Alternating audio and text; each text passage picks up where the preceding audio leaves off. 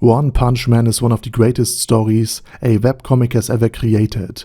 But why does this overpowered guy work so well? While normally a guy who wins every battle in one punch is just gimmicky at best. So let's find out. But before we do so, let me thank my Patreons for supporting this channel, as well as all users of the YouTube thanks function for making one-time donations. Also please check out my video on how realistic Espers would work. Now with that said, One Punch Man has something what most other stories lack: an incredibly strong support cast.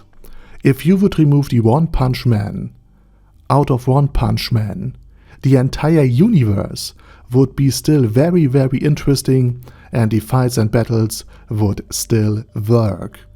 And while there would normally be a point where the hero association and humanity at large would just lose if Saitama were to be written out of his own story, it nonetheless would have still been an incredible piece of media, with a very dark ending, of course, which then might be considered and recontextualized as a grim reminder that man is not all powerful and should aspire to live with and not fight against nature.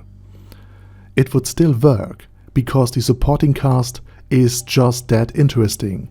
Even with Saitama in the story, I sometimes forget that he is even there, and I believe many of you have felt the same during the latest and greatest arc of One Punch Man. Seeing how King arrived and saved Genos and Tatsumaki from the embodiment of Pokemon's duplication glitch made me happy, before I remembered that Saitama still hasn't shown up and that they were still in great danger. Whether it is Tatsumaki's battle against Psycho's Blessed Fusion, or Garu's Awakening, or the battle of the Blizzard Squad against Overgrown Rover, the battle of attrition Zombie Man fought against the Vampire Guy and Homeless Emperor, which has probably the greatest villain name of all time, or the battle of Drive Night against this season's best cat girl. All of these fights are memorable, interesting, memeable, and good on their very own. Saitama isn't constantly needed to keep the story interesting. It's just as enticing to watch Genos getting turned into modern art and learning then to being upgraded to specifically resist that kind of damage a second time, only to then have Genos fight to save the very person that turned him into modern art in the first place. Also, his arm can now act on his own, which again is another interesting improvement.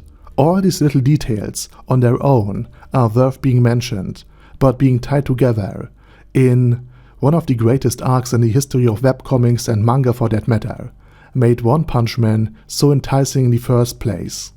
And when Saitama shows up, you are relieved instead of annoyed. You are finally saved. It's like seeing the face of Big Brother at the end of the party's rally in 1984. It feels cathartic and earned.